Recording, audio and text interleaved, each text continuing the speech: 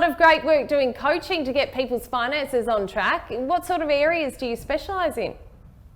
Well, we actually help graduates on a career path who love travel to implement the 5-2 money diet and invest in property to get on the path to financial freedom. So tell us some top tips. What are some top tips that we should be focusing on? Yeah, well, what we found, the 5-2 money diet is based on psychology rather than maths, which is that you need a minimum 5 bank accounts spread across 2 banks to manage your money effectively and feel confident in your ability to hit your own targets. So why are there so many accounts? I mean, it seems like a lot of accounts to be having to look after. Well, actually, funnily enough, money's easier to manage in smaller pieces than in one big. And if I can just ask the question of the two of you, who's better at saving? Neither of us. Neither. Like, we're very openly horrible with anything to do with money. In debt with Afterpay, up to our eyeballs. And for me, I'm not even allowed to see my bank account because my partner has banned me. Yeah. And I actually have to get approval if I buy anything over $5. So we are not good people to do not take any kind of financial. No, you're absolutely perfect people for me. I did things wrong for 11 years. And when I say did things wrong, you guys would love my wife. My wife is just like you guys. She loves to spend money. I grew up in a family with 9 kids. We weren't allowed to spend money, and so we didn't, and got used to not doing it. But my wife will just spend everything. And I'm going to guess that you guys use credit cards as well. Well, I'm not allowed a credit card. Like, I did have one in my pocket, in my wallet, and my partner just said to me, look, these credit cards, we don't need them. Interestingly enough, we are pretty much debt-free except for a mortgage. So I'm doing pretty well with trying to keep... I make Alana actually buy all of my coffee and things. Yeah, my credit card's pretty much maxed out, Max. Maxed out, Max. Yeah, maxed out, Max. Well, Alana, I do have something for your cards, and I would love to go into detail about credit cards. But look, I would need someone to pay it off before you can cut it up, is what I would say there. Well, there's actually what you need is a plan to pay it off before you can start paying it off. And I want to go through very quickly the 5 accounts and why it's important to have them. The first 2 are transaction accounts. So you need one for bills, which is separate from the everyday stuff like groceries and coffees and teas and lunches and alcohol and other bits and pieces. So they're the 2 transaction accounts because bills are very easy to manage over a year, but not so easy to manage in a pay cycle.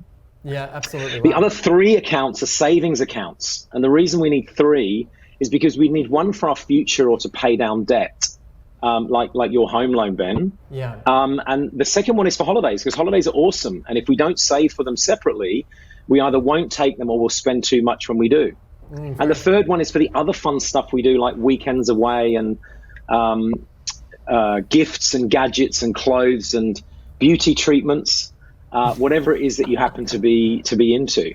Yeah, absolutely. Have you been looking at my statements, Max? No, I haven't. Look, I've got to say, I've been really excited to come on the show because I've been watching you guys over the last few days, and since Jack invited me on, well, I could. The other thing, you've hit three of my pet peeves. You've hit them all: credit cards, Afterpay, and yesterday you were talking about Maccas. Yes. Maccas is about the worst way to spend money because it busted. Yeah, Ronald's coming after you. Ronald's not happy.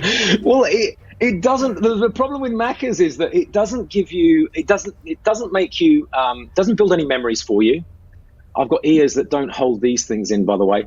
But Maccas doesn't give you any long-term memories. It doesn't make you fit and healthy. It doesn't support local businesses, and it doesn't help you connect with other people. And if we spend our money in those 4 ways, we're more likely to be happier than if we spend money on junk food that we forget instantly, that we often eat alone, and is supporting a multinational. So tell us a bit about your book, because you've written a book on this, haven't you, Max? Well, I did, and it's. Am I allowed to say the title on air? Yes, I don't of course. know. This is digital. Yeah, getting television. your money shit together. Yay! Say it again. So for the people at home, people in cheap the back. seats in the back. Yes, get it.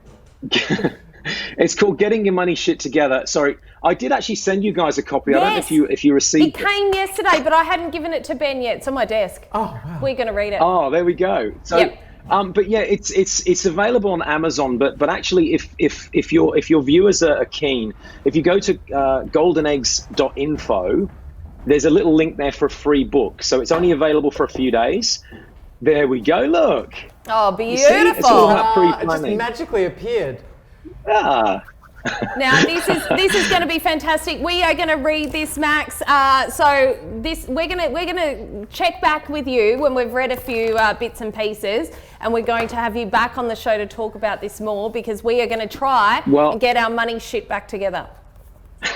I would love to be back on the show, and I'd love to talk about the 6 lies that we tell ourselves to justify not cutting up the credit card.